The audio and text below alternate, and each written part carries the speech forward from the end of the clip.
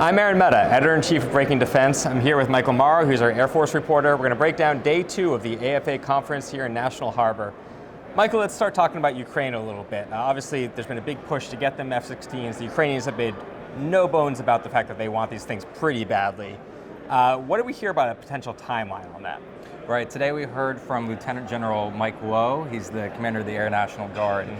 Lowe told us that Ukrainians who are coming here to the United States to train on the F-16 could be ready to fly anywhere between 3 to 9 months. That lower 3-month estimate is for pilots who have some experience already, some good English language skills. That 9 months is for any candidate.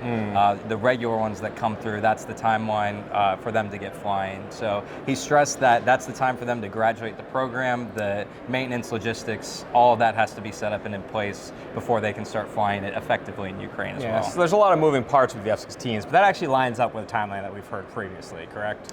Right. It's a little bit, maybe a little bit faster than some of the estimates the Pentagon has put out. It's also in line with somewhat of an ambitious timeline that the Ukrainians are eyeing for their pilots, at least some of them, to start flying the F-16 by February. Okay.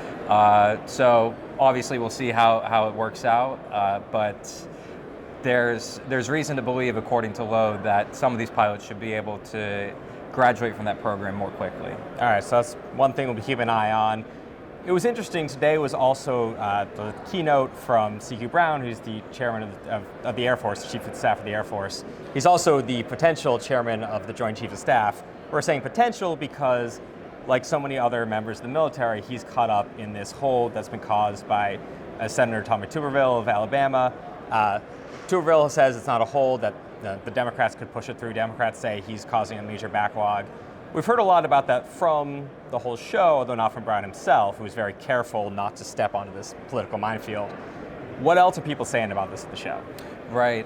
Military officials have been somewhat reticent about this issue, but they've been becoming more vocal recently. And one of them today was General Mark Kelly, who is the head of Air Combat Command.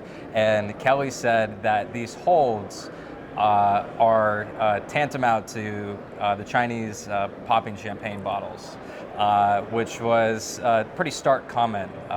It's very clear that military officials believe that this is hurting the services, that our adversaries are looking at it and seeing some weaknesses that this situation is creating. So another topic that we've heard, again, a lot about today, we talked about it in our wrap-up video yesterday, but it's still kind of everywhere today, is drones. CCA, the Air Force's big drone effort. Just a lot of people are talking about what it could do, kind of who it is. A lot of industry people pitching stuff on it on the show floor. What did you hear about it today? Right. General Mark Kelly additionally talked about CCAs in relation to fighter shortfall the Air Force is facing. Many aging aircraft that will need to be divested in the coming years could create some gaps that for the Air Force's requirements to meet global demands. So Kelly today talked about how those CCAs coming online can help mitigate that shortfall. And additionally, it's not just CCAs. There are all types of drones on offer. One of the big programs the Pentagon is looking at is Replicator. And I think Bill LaPlante had some comments on that today. Yeah, Bill LaPlante, who is the Acquisition Sustainment Chief, former Air Force acquisition official. It's very familiar to AFA. He was here, talked kind of briefly with reporters. We asked about Replicator, which is a big program launched by Deputy Secretary of Defense Cap Hicks in the recent weeks.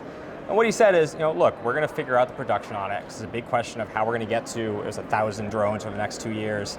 We're going to look at production. We're being very honest in our assessments. We're also looking at price. If something is too pricey or something isn't close enough on production that we think it's realistic, we're not going to look at it for Replicator, which is just an interesting flag to hear, because oftentimes with programs, people say it's just about the capability. We're not going to worry about the logistics first.